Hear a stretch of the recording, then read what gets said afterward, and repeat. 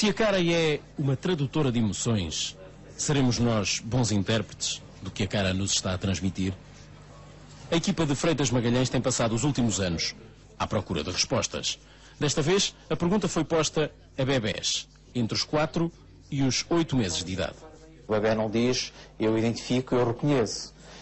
Portanto, temos de ter em atenção algumas limitações próprias da investigação, mas que de facto indicam que os bebés mostravam-se muito mais quietos e mudos, por exemplo, não havendo qualquer reação não verbal a determinadas emoções. O que daí nós concluímos que de facto não há uma interação entre a emoção exibida e a emoção percepcionada pelos bebés. A conclusão está num trabalho que Freitas Magalhães irá agora apresentar no México.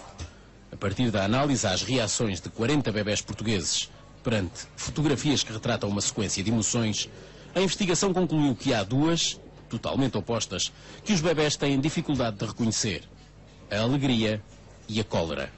Verificamos que não há dificuldade no reconhecimento das outras emoções. Acontece, porém, é que nestas duas em concreto, os bebés evidenciam essa dificuldade, principalmente quando colocamos as emoções de forma sequencial, o que vem confirmar que, de facto, esta dificuldade não é apenas e só também dos bebés, porque os adultos também têm alguma dificuldade em identificar as emoções básicas, nomeadamente o desprezo e também o medo.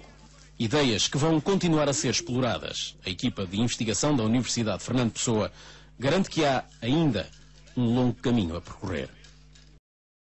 O estudo da relação entre a psicopatia e as emoções é mais um projeto ambicioso deste Laboratório de Expressão Facial da Emoção. Com ele pretende-se cadastrar a psicopatia em Portugal. O objetivo é saber quantos psicopatas existem no nosso país, fazendo uma avaliação psiconeurológica e verificar se há diferenças entre o cérebro de um psicopata e de um indivíduo normal.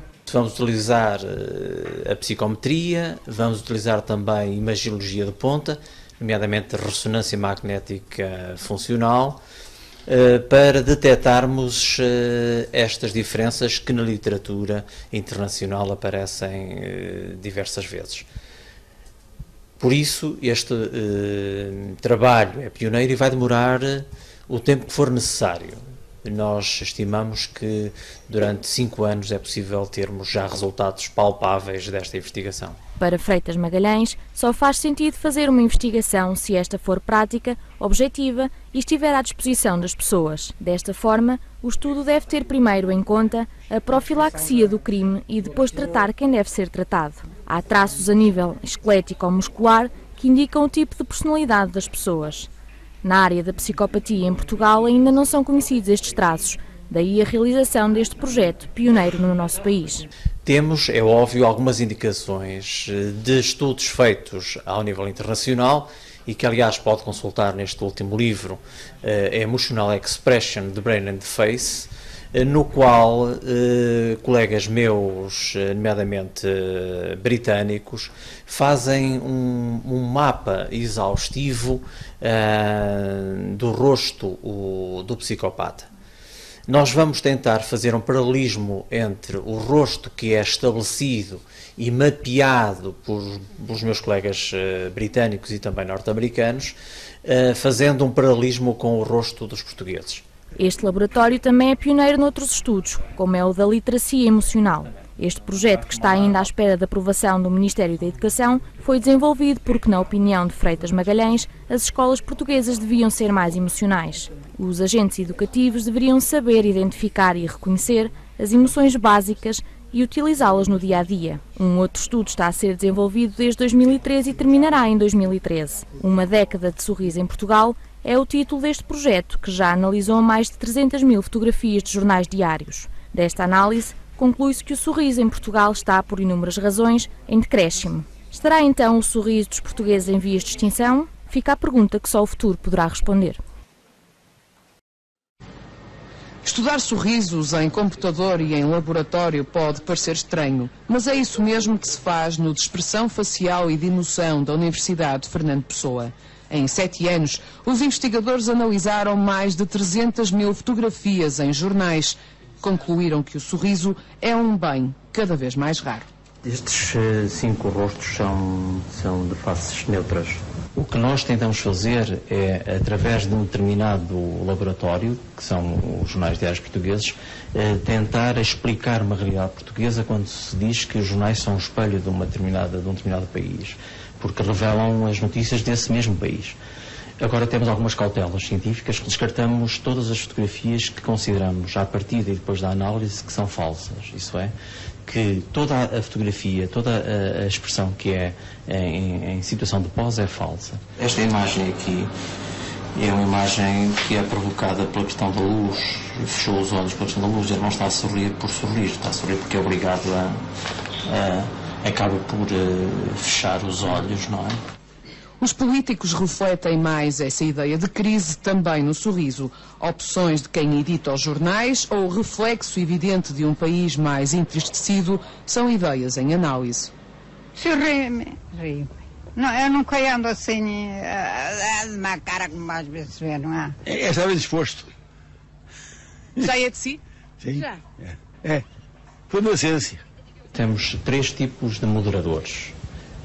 A cultura, o contexto social, o género, o homem e a mulher e a idade. Ou seja, as pessoas sorriem mais na idade reprodutiva e sorriem menos na idade da velhice.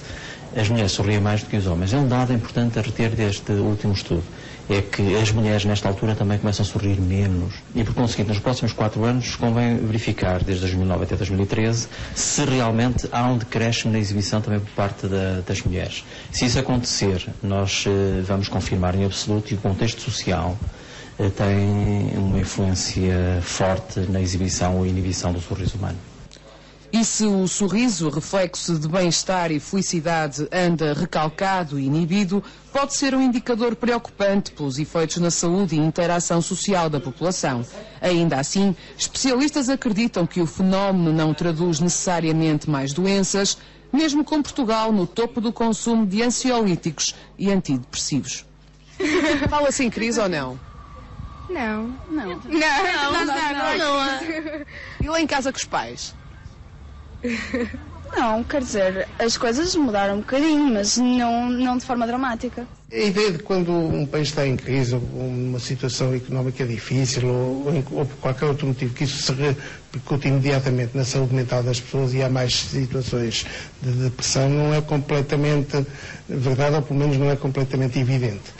Não há dúvida que fatores dessa natureza afetam a saúde mental das pessoas, isso tem que se dizer, mas nem sempre se reage a essas situações. Muitas vezes, algumas situações de dificuldade desenvolvem o espírito de luta e muitas vezes o espírito de luta e o espírito de sobrevivência obriga, digamos assim, a ter menos sintomas de tipo depressivo. Andam a sorrir mais ou menos? A menos. Não parece. Ai, isso é nervoso. Mas então porquê que andam a sorrir menos? É complicado. Tudo.